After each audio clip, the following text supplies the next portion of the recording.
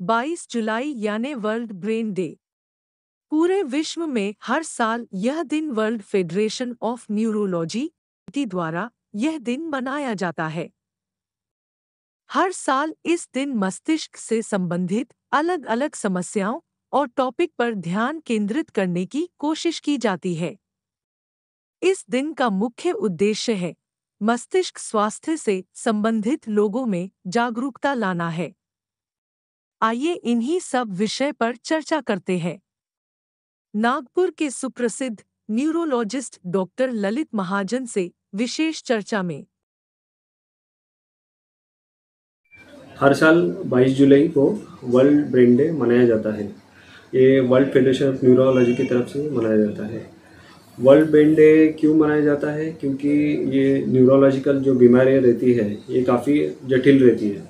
एक बार अगर पेशेंट को ये बीमारियाँ हो गई तो ये पूरे लाइफ भर उसको हैम्पर करती है। इसका इम्पैक्ट पूरे फैमिली पे पड़ता है। सोशल या इकोनॉमिकल ये सब चीज़ें इससे अफेक्ट होती हैं। इसलिए इस न्यूरोलॉजिकल बीमारियों जो जटिल बीमारियां इसके बारे में अवेयरनेस करने के लिए ये वर्ल्ड ब्रेन डे मनाया जाता है। ब्रेन की वैसे देखा जाए तो बहुत सारी बीमारियां हैं, पर जैसे कॉमन बीमारियां जैसे कि ब्रेन पैरालिसिस, स्ट्रोक जिसे स्ट्रोक बोलते हैं, है ना, वो बीमारी है। उसके बाद फिर हेडेक है ना, हेडेक जिसमें कि माइग्रेन आता है, क्लस्टर हेडेक आता है और बहुत सारे प्रकार रहते हैं हेडेक के, वो आते हैं। और फिर मिर्गी मतलब एपिलेप्सी, झटके आना, ये 3 चीज़ें काफ़ी कॉमन है। उसके बाद फिर डेमेंशिया मतलब भूलने की बीमारी, है ना, और वो भी मरीज रहते हैं बहुत सारे। उसके बाद फिर न्यूरोपैथी रहती है जिसमें कि हाथ पैर में झुंझुनी आना, नर्व्स खराब हो जाना, ये बीमारी रहती है। फिर मल्टीपल स्क्लेरोसिस करके रहती है, ब्रेन के ट्यूमर्स, कैंसर्स रहते हैं। ऐसे मरीज रहते हैं न्यूरोलॉजिकल बीमारी के। माइग्रेन में यही रहता है कि सर दर्द होता है, यूजुअली एक साइड होता है या पूरा सर भी हो सकता है। वो कम से कम 4 घंटे ये सर दर्द चलता है। उसके साथ उल्टियाँ होना, चिड़चिड़पना होना, या फिर आँख से मतलब दिखने में परेशानी होना, लाइट की तरफ देखने की इच्छा नहीं, आवाज़ सुनने की इच्छा नहीं होना, ये सब समस्या होती है। यूजुअली माइग्रेन का कारण अगर बोला जाए तो जो ब्रेन की जो वेसल्स रहती है उसकी अगर सेंसिटिविटी बढ़ जाती है तो उसकी वजह से ये माइग्रेन होता है। तो सेंसिटिविटी क्यों बढ़ती है? क्योंकि ब्रेन में जो न्यूरोट्रांसमीटर रहते हैं उसकी लेवल अगर बढ़ गई तो ये सेंसिटिविटी बढ़ जाती है और नसें खींचने लगती है।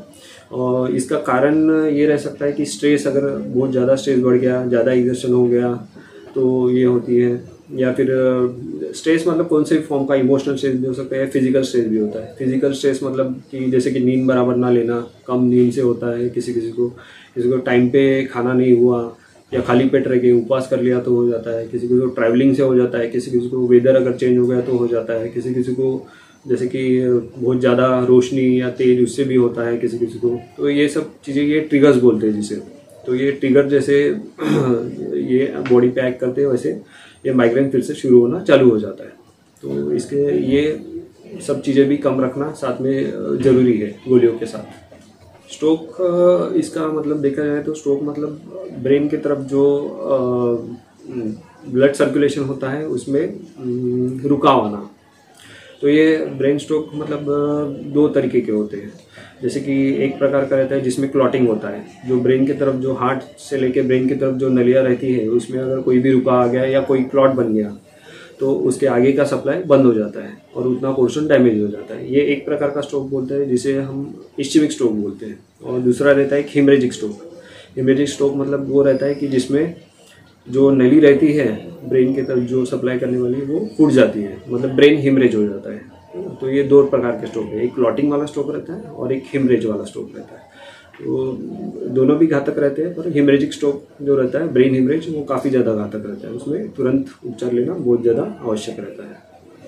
मिर्गी बेसिकली मतलब झटके आना, मतलब जो ब्रेन में एकदम से अचानक से बहुत ज़्यादा करंट तैयार हो जाते हैं, है ना। वो कहीं पे भी हो सकते हैं, एक साइड हो सकते हैं या पूरे ब्रेन में भी हो सकते हैं, या फिर एक साइड चालू होकर पूरे ब्रेन में वो करंट फैल जाते हैं।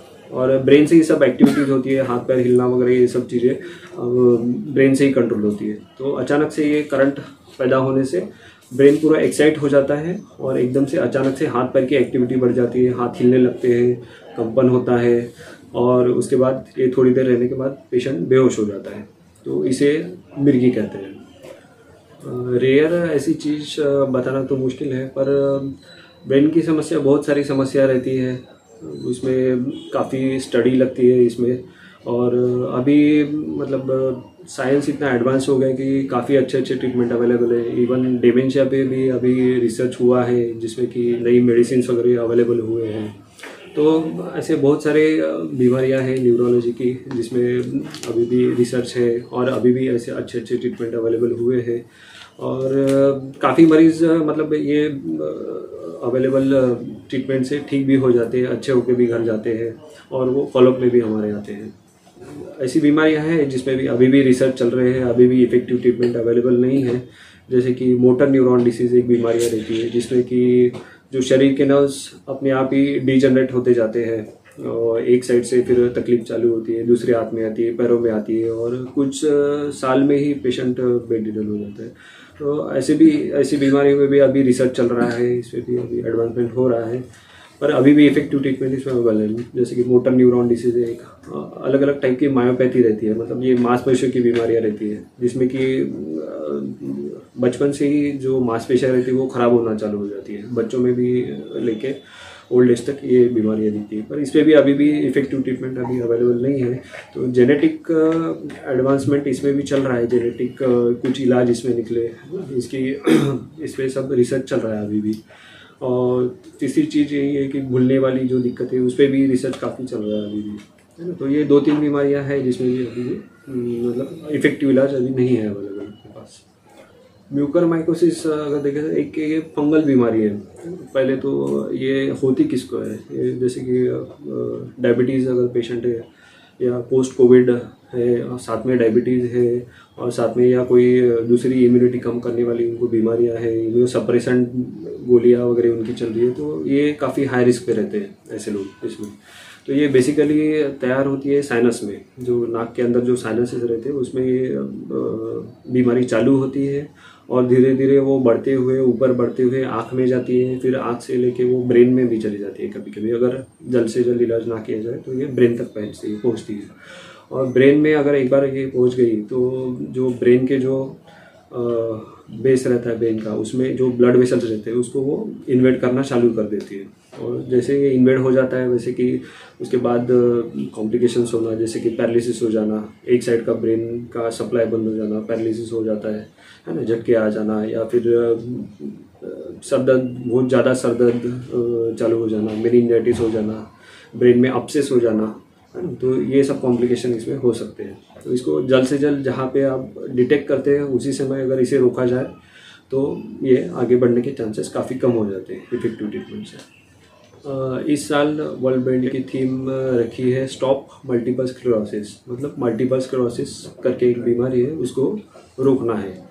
ठीक है, तो मल्टीपल स्क्लेरोसिस बेसिकली ये भी एक जटिल बीमारी है ब्रेन की।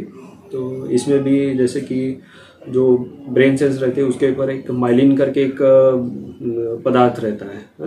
तो इसमें शरीर में जो सेल्स रहते हैं वो अपने आप ये माइलिन को डिस्ट्रॉय करना चालू कर देते हैं और उसकी वजह से ये तकलीफ होती है। तो ये मल्टीपल स्क्लेरोसिस के सिम्टम्स यूजुअली ये रहते हैं कि जैसे कि आँखों की रोशनी, ये आँखों के ऊपर भी असर करता है। तो इसमें आँखों की रोशनी चली जाना एक साइड में, या फिर वैसे ही कि हाथ पैर में झुंझुनी आना, जैसे कि गर्दन अगर नीचे करे तो एकदम से हाथ पैर में झुंझुनी आ जाती है, एक साइड में पैरालिसिस आ जाना, ये भी इसके सिम्टम हो सकते हैं। या चलने में लड़खड़ाहट होना, यूरिन में प्रॉब्लम होना, है ना, ये सब इसके सिम्टम हो सकते हैं। Multiple sclerosis usually young females में होता है। ये 15 साल से लेके 50 साल की उम्र तक ये हो सकता है। और इसमें यही ज़रूरी है कि जल्द से जल्द इसे मतलब डायग्नोसिस होना चाहिए इसका, और जल्दी से जल्दी ये ट्रीटमेंट इसका करना चाहिए, तो ये बीमारी आगे बढ़ने से अपन इसके रोक सकते हैं। ये भी एक काफ़ी डिसेबलिंग बीमारी है और इसका भी अभी इफ़ेक्टिव काफ़ी ट्रीटमेंट्स अभी अवेलेबल हुए हैं, पर वही है कि ये ट्रीटमेंट काफ़ी कॉस्टली है और ये जल्द मतलब इजीली अवेलेबल नहीं है। ये ट्रीटमेंट्स।